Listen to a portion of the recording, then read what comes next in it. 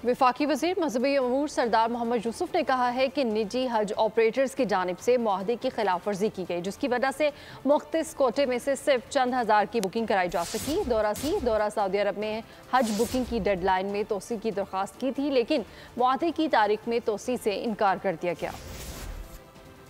तो Saudi government ने policy बनाई है, वो नई पॉलिसी इस तरह बनाई थी कि जी प्राइवेट टूर ऑपरेटर्स के लिए भी उन्होंने हदायत जारी की थी, सरकारी स्कीम के भी लिए की थी। उन्होंने जो पैसे बर वक्त नहीं भेजे तो उन्होंने उसको मसार कहते हैं, उसको बंद कर दिया, वो पैसे नहीं जा सके।